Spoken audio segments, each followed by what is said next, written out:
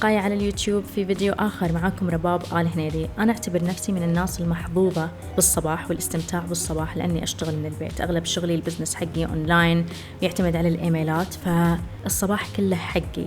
لذلك اليوم قررت أن أشارككم روتين الصباحي. قبل ما أمشي على هذا الروتين كان صباحي يضيع وأنا أشتغل على الإيميلات، والشيء هذا أزعجني لأن الصباح فيه بركة مفترض الواحد يستخدمها لصالحه من باب أنه يهتني بنفسه. لذلك قررت التالي: أول ما أصحى أشرب لي كوباية ماي أرطب فيها جسمي، أبل فيها ريقي، أبدأ فيها يومي. وأنا أشرب كوباية الماي تلاقوني أجهز كوباية الكافي، لأن ما يكتمل الصباح بدون كوباية كافي، وأحب أن أنا أدلع حالي. يعني يوما ما أسوي لي كولد برو، يوما ما أسوي لي فرنش كافي، يوما ما أسوي لي بلاك كافي، بس عشان ما أمل ولأني أستحق. وإذا كنتوا تتساءلوا هل أرتب فراشي أول ما أصحى أو لا، فالجواب هو لا. عشان أكون صادقة وصريحة معاكم، ما أرتب فراشي، بس أحرص أن أنظف طاولة العمل حقي من الغبار ومن الأتربة، خاصة أن عندي نباتات على المكتب. وبس أنظف مكتبي أشغل لي شمعة وأشغل لي ريلاكسينج جاز ميوزك. أحب أن خلال الوقت هذا أشغل حواسي الخمس كلها: حاسة الشم عندي زي لما أسوي لي كافي أشغل لي شمعة، حاسة السمع زي لما أشغل لي ميوزك. كذا عقلي يتبرمج: أوه روبي شغلت الحواس كلها، الحين راح نبدأ الروتين الصباحي، let's get ready. وطبعا ما ننسى نفتح ستاير الغرفة، نخلي نور الشمس يدخل يجدد هالة المكان. وأحلى شيء أحبه في الروتين الصباحي إن أنا أسويه كله وأنا قريبة من نور الشمس، مكتبي قريب من نور الشمس. صحيح إن المنظر اللي تطل عليه غرفتي ما هو جميل، وهو ماكو منظر يعني بصراحة، بس خلونا ننظر إلى الجانب الإيجابي. عندنا يوم آخر نبدأه، عندنا نور الشمس، عندنا مغامرات جديدة نعيشها. وبعد من الأشياء اللي بحرص عليها إن بحط جوالي يشحن أول ما أصحى من النوم. الأول كنت أخليه يشحن وأنا نايمة، وبس أصحى أول الجوال فل وأشوف حالي قاعدة بالساعة والساعتين على الجوال. فالحين أول ما أصحى أخليه يشحن، ومنها أركز على شغلي وعلى الروتين الصباحي. عشان نرجع إلى موضوعنا، بس أجهز البيئة المناسبة حقتي.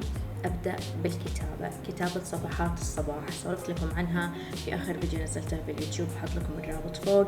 وصفحات الصباح باختصار تعطيني قليل من الوضوح والتركيز اللي أبدأ فيه يومي، تساعدني إنه أحط لي تو دو ليست ومهام أبي أحققها خلال اليوم، وأحرص إنه ما ينتهي اليوم إلا أنا محققتها. تساعدني إن أنا أتخلص من مشاعر سلبية إذا صحيت يوم وأنا مالي خلق مثلا. صفحات الصباح باختصار لها تأثير إيجابي في حياتي، وعشان تعرفوا عنها أكثر شيء في الرابط. وبس أنتهي من الكتابة أقفل الدفتر وأنتقل إلى القراءة، واللي يعتبر هذا أحلى بارت في صباحي.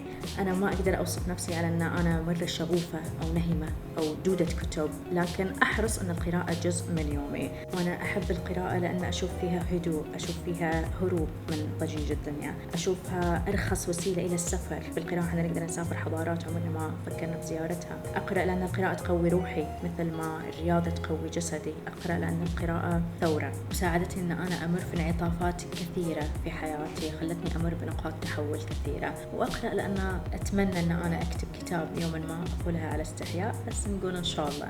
وإذا كنت من الناس اللي ودك تدخل عادة القراءة في حياتك بس مو قادر، بحط لك رابط فوق حق موضوع نزلته يوم ما يوتيوب اسمه كيف أكسب عادة القراءة أو كيف أدخل عادة القراءة في يومي. موضوع مرة ممتاز جدا جميل، وأتمنى أنك تستفيد منه. عموما القراءة أعطيها من يومي 20 إلى ساعة تقريبا، ما أحب أقرأ أكثر من كذا. أول شيء عشان ما أمل، ما أبي أندفع الحماس ياخذني أقعد أقرأ بالساعات وعقبها أقطع نهائيا القراءة. فحدد لي من 20 دقيقة إلى ساعة. وغير أنه إحنا في اليوم نستقبل الكثير من المعلومات، هي من الكمبيوتر، هي من السوشيال ميديا، هي من الكتب. فلما أحدد لي وقت معناتها أن أحدد الكمية اللي أقرأها، معناتها أتذكر بسهولة المعلومات اللي قرأتها.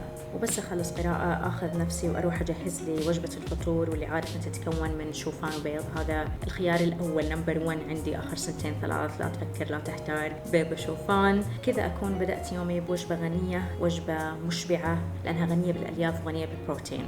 وفي الأخير روتين الصباحي ينتهي وأنا قاعدة أشتغل على إيميلاتي، واللي عادة تأخذ مني من ساعة ونص إلى ساعتين حسب الزحمة. بس أزحم يوم عندي هو يوم الاثنين، لأن أكون ماخذ الويكند أوف، ما اشتغلت على إيميلات، فنرجع مندي يكون مرة ثقيل. وطبعا خلال هذا الوقت أحرص أن أنا أرد عليكم على اليوتيوب، أحرص أن أنا أرد عليكم على إنستغرام، يصير كذا في شوية تواصل كوميونيكيشن بيني وبينكم، عشان ما نخسرش بعض وعشان نكسبكم إلى فترة طويلة. وبس أخلص إيميلاتي أخذ نفسي وأروح الجيم. حاليا ماشي على نظام باور ليفتنج، واللي أركز فيه على رفع أوزاني. نظام تمرين مجهد حبتين، صحيح إنك تسوي 3-4 تمارين لكن تأخذ منك وقت طويل. وعشان أحمس نفسي دائما ألجأ إلى سماع خطابات تحفيزية وقت التمرين. ما أدري إذا إذا كنتم من الناس اللي تسمعوا خطابات تحفيزية ولا لا، بس تأثيرها علي مرة قوي وتخليني كذا أبي أفجر في الجو. وكذا أكون غديت 4 جوانب في حياتي، اللي هو الجانب الروحي مثلا بكتابتي إلى يومياتي وإلى صفحات الصباح وبتواصلي معاكم مثلا. الجانب الجسدي بأن أنا حرص أن أنا أكل وجبة صحية، وجبة غنية بالفوائد. الجانب العقلي بأن أنا قرأت وكتبت. والجانب الروحاني بالصلاة، بالممارسة الامتنان مثلا، بالاستماع إلى موسيقى واللي تبعث على الهدوء والاسترخاء.